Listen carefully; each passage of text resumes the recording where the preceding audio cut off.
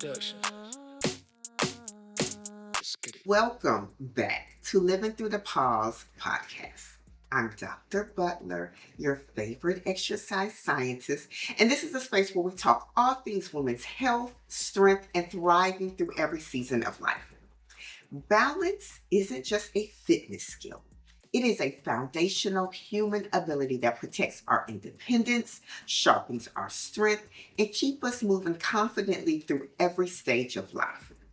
Whether you're an athlete trying to improve power transfer, a midlife woman navigating hormonal shifts that affect stability, or someone who simply wants to feel safer and stronger in daily movement, balance training is one of the most underrated tools in your wellness toolbox. In today's episode, we're breaking down the science of balance, why it declines, how you can train with intention. You'll learn how your sensory systems work together to keep you upright, the exercises that actually improve stability, and how to build balance into your weekly routine without adding hours of training. You're about to reclaim control of your body one grounded step at a time. Maintaining upright balance and knowing where your body is in space isn't accidental. It's a coordinated job handled by your central nervous system through something called multisensory integration.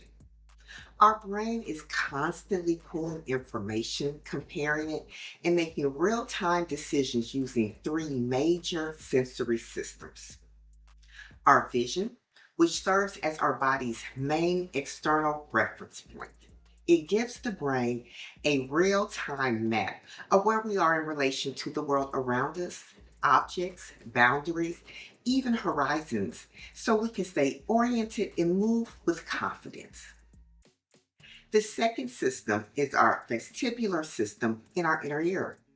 The vestibular system measures our internal motion, working like our body's built in balance coordinator, much like how we instinctively steady ourselves when carrying a full cup of coffee or walking in heels. It picks up every tilt, turn, and shift, giving our brain the inside information it needs to keep us stable and confident as we move. The third system is our proprioceptive system in our muscles and joints. The proprioceptive system gives our brain an internal map of our body. It tells us where our joints, our limbs, and our trunk are at any movement, even when our eyes are closed.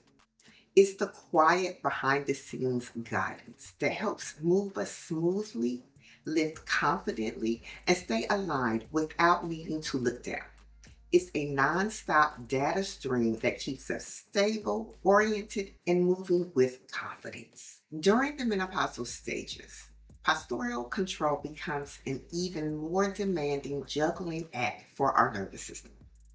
The hormonal shifts, natural aging, and everyday stressors all layer together, changing how our visual, vestibular, and proprioceptive systems communicate. It's not that our balance disappears, it's that our internal messaging gets a little noisier and our body has to work harder to stay coordinated and steady. See, estrogen is one of the body's most powerful neuromodulators and structural supporters. When it drops sharply during the menopausal stages, the system that helped us stay balanced feels a shift. Those hormonal changes directly influence how well our balance mechanism coordinates, communicates, and keeps us steady. Estrogen receptors are heavily concentrated in the tissues and neural pathways in the inner ear. Estrogen is what keeps our connective tissues, ligaments, and skeleton muscles healthy and responsive. When our estrogen levels drop, the sensitivity of our mechoreceptors, especially the muscle spindles, they tell our brains what our joints and ankles are doing. That begins to fade away. That means the information our brain receives about alignment and positions can feel slower and less sharp, which is why balance may not be as automatic as it once was for us. The compounding effects of aging on balance runs parallel with natural aging. Aging slows down the speed of our central nervous system. This results in sensory reweighing, in which our brain quickly decides whether to rely on visual, vestibular, or proprioceptive input. Well, with a slower central nervous system, it can take us a little longer for the brain to make a decision.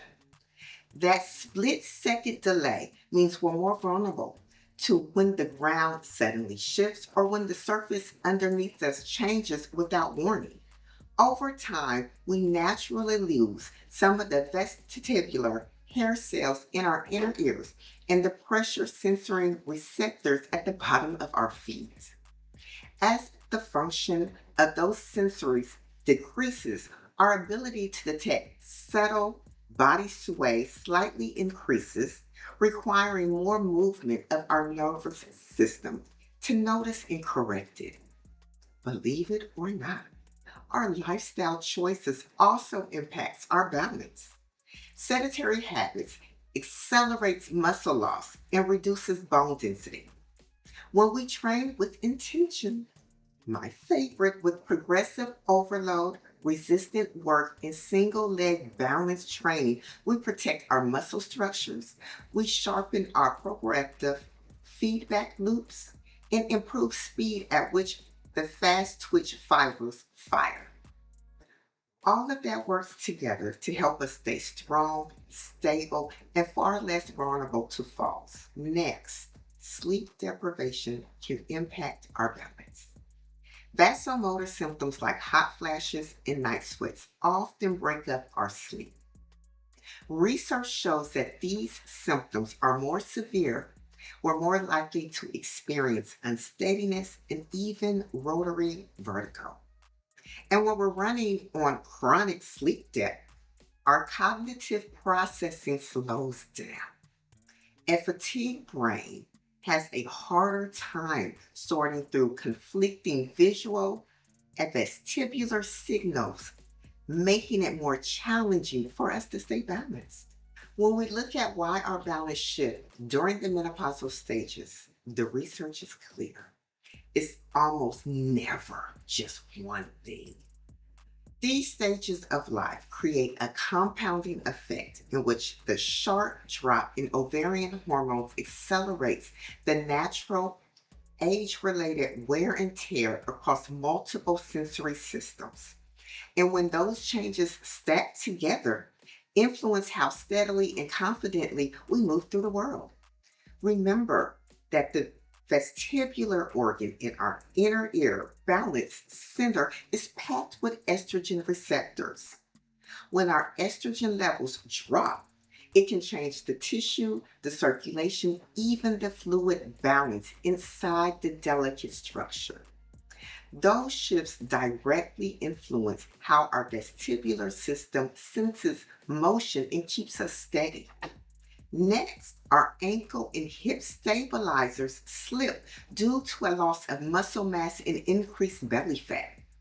Then there is a loss of collagen and increased stiffness in the tendons and joints caused by declined estrogen. When our estrogen levels drop, the sensitivity of our local mechanoreceptors, especially the muscle spindles, decline. This means that the positional information traveling from our feet and ankle to our brain arrives a little slower and less clear, making balance feel less automatic for us. Menopausal women are more likely to experience forward postural collapse because several systems that help us stay upright are changing at the same time. As estrogen drops, we lose some of the structural support that our neuromuscular responsiveness that once kept the spine tall over our rib cage lifted and our pelvis aligned. Our connective tissue stiffens. Our deep core becomes less reflective, and our proprioceptive feedback isn't as crisp as it was.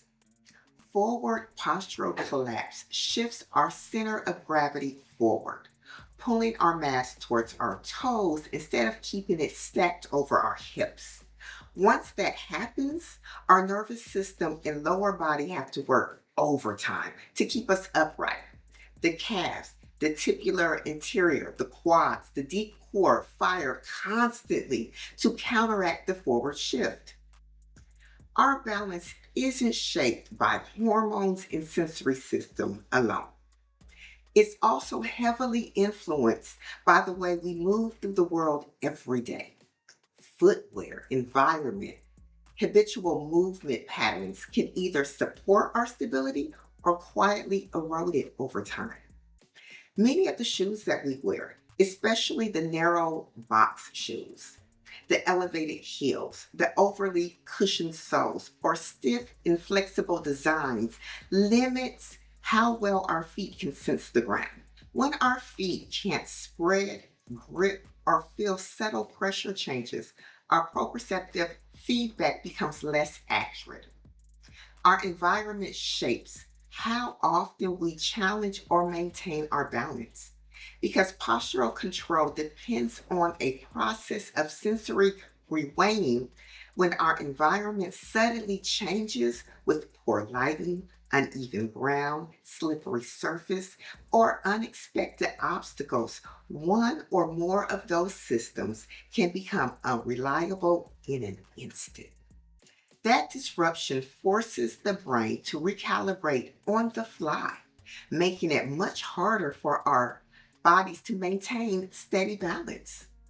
Smooth floors, predictable surfaces, and limited outdoor movement reduce the variety of sensory input our nervous system receives. Over time, this sensory monotony can make us less adaptable when we encounter uneven terrain, curves, grass, gravel, and unexpected obstacles. The central nervous system runs on a strict use it or lose it feedback loop. The way we move each day directly shapes the baseline speed, accuracy, and strength of our reflective balance strategy. When our daily patterns don't challenge stability, our neuromuscular system becomes less responsive. When we consistently engage it, we keep those reflexes sharp, fast, and ready to protect us. Modern daily movement keeps us from moving in straight lines on flat, predictable surfaces such as smooth pavement and concrete floors with only forward only walking. When we don't regularly train single leg stability, ankle mobility, or dynamic balance, our nervous system loses its efficiency in coordinating fast twitch responses, the exact responses we need to prevent falls.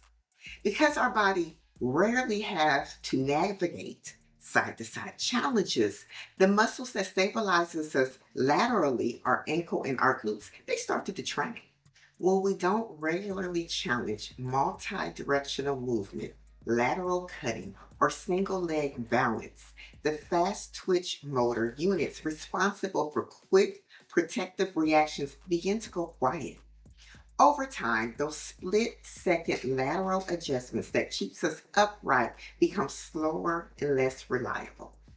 This is one of the reasons balance can feel more challenging for us during the menopausal stages.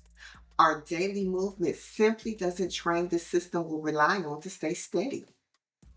But have no fear. Let me share some balancing exercises that you can add to your daily routine. First, there are static balance exercises, which involves holding positions such as a single leg stance. These exercises train our ability to hold a stable position without movement. They strengthen the small stabilizers around the ankle, the knee, and the hip, and they improve our proprioceptive clarity. Examples: we have single leg stance, tandem stances, eyes closed balance holds, narrow based stances variation. Next are dynamic balance exercises, which involves our ability to remain structural, stable, and in control while our center of our mass moves outside of our base of support. Unlike static balance, where we hold the position, dynamic balance demands far more from our nervous system. As we move, our brain has constantly processing, shifting sensory input and coordinate real-time muscle contraction. It's a constant conversation between our eyes, our ears, our joints, our deep stabilizers. They all work together to keep us steady as we move through space. Exercises like stand up and directional step overs, heel to toe walking, obstacle courses, multi-directional gait or walking drills. Then we have reactive balance exercises that respond to the unexpected shifts. This type of training teaches our body to respond to unexpected changes, slips, trips, uneven surfaces, or a sudden shift in direction.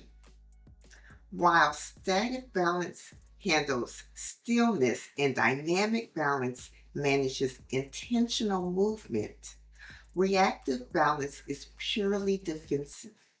It relies on automated split-second neuromuscular responses to keep us upright when things go wrong. Exercises like light pushes or pulls during balancing tasks. Unstable surfaces like foam pads, wobble boards. Catching ourselves from small, controlled loss of balance drills.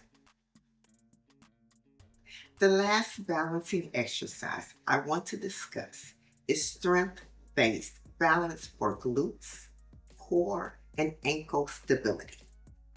Strength is a balance skill. When we load movement in multiple planes, we train the muscles that stabilize us laterally and rotationally. Strength training improves our proprioceptive joint stability and our neuromuscular coordination. Exercises like lateral lunges, curtsy lunges, rotational step outs, side to side weight shifts, single leg Romanian deadlifts, step downs, pistol squat progression, and single leg glute bridges. As we wrap up today's episode, I want you to remember this. Balance isn't something we lose overnight, and it's absolutely something we can rebuild with intention.